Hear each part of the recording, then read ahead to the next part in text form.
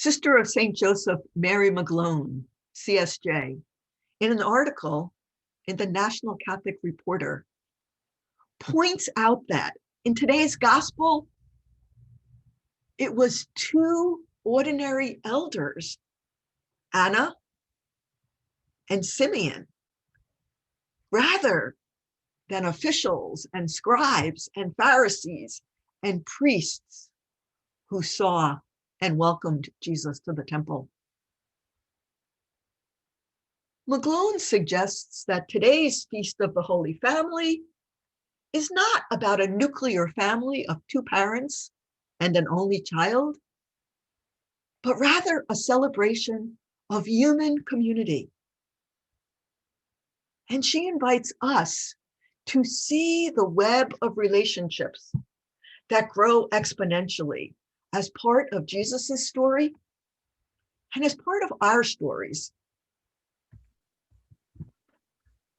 Let's recognize and celebrate that our families, whether by blood or by choice, are holy families. Let me highlight a couple of examples. Reflecting on elders and this idea of celebrating human community, I believe it was just last January when we, as a community, celebrated Mary Lefever's 90th birthday.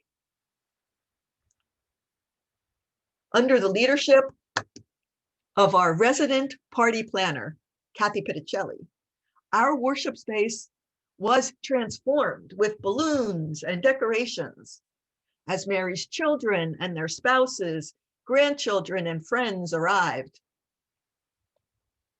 And after our liturgy, everyone relished scrumptious egg casseroles, fruit, donuts, and birthday cake. The energy in the room was filled with joy. Now, it's hard to believe that in another 3 weeks, our Mary will be 91. And even though we haven't been physically in that same room for months, our community thrives.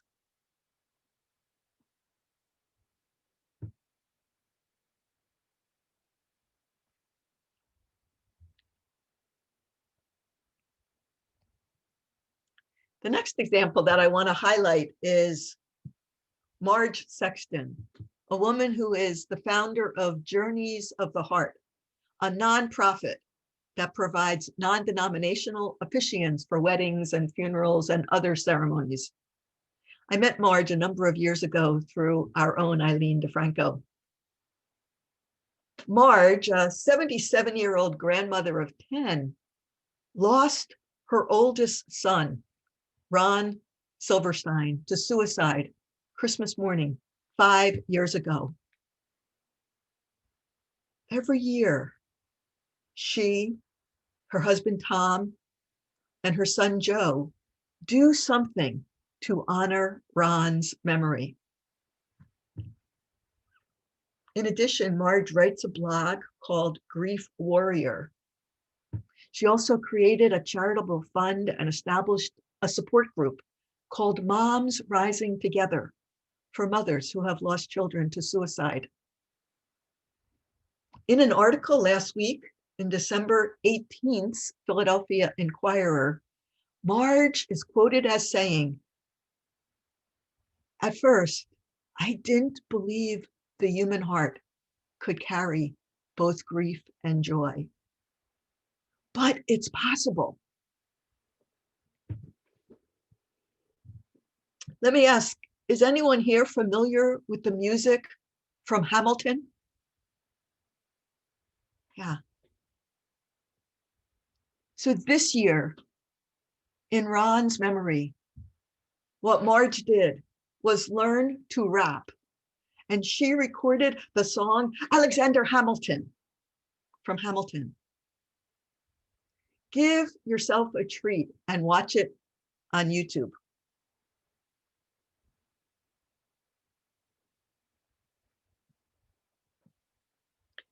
Let's face it, our families are not perfect. At times, we are lonely and grieving, hurting, abused, divorced, anxious, addicted.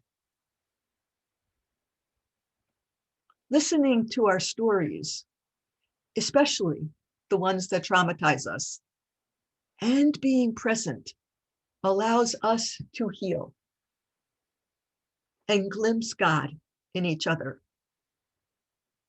This sentiment is captured in a Facebook post by Julianne Stevens, and I quote,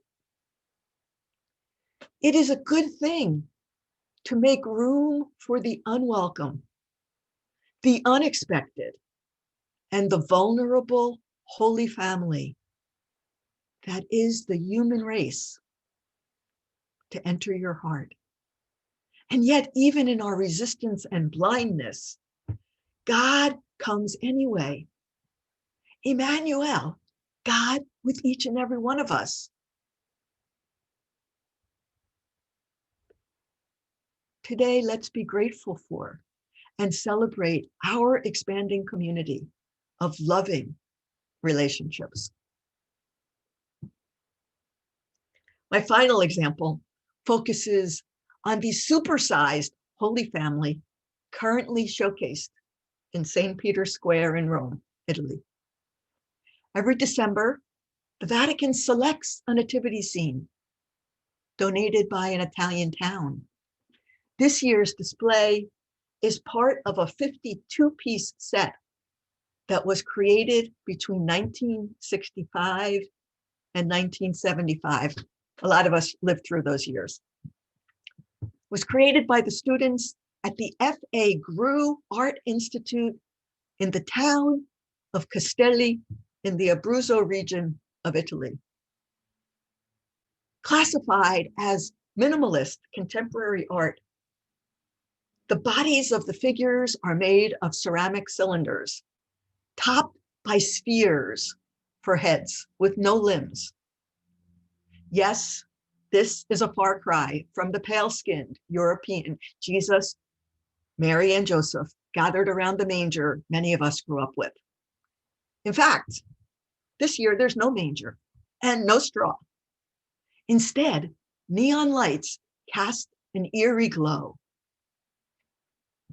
Described by some as Playmobil figures, conservative media and art critics find two of the characters most distressing.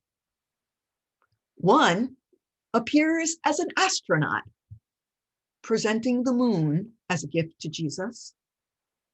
A second appears as a sinister executioner dressed in black.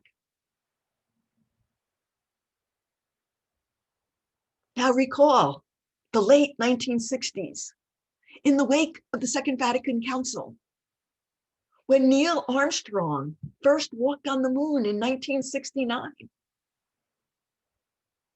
when many believed the death penalty would be abolished. My friends, hope sometimes reveals itself in creativity and art. Brian Flanagan, who is a professor of art and theology at Marymount University in Arlington, Virginia, wrote an article entitled "In Defense of the Vatican's Back to the Future nativity scene." In it, Brian suggests that we approach the exhibit with an open, creative mind and not jump to the conclusion that different equates to ugly. As we begin this final week of 2020, let us imagine ourselves standing above St. Peter's Square amid the statues of Bernini's colonnade with open arms, embracing all families, including the astronaut and the executioner, as holy. Let's move into 2021 immersed in hope. God bless you all.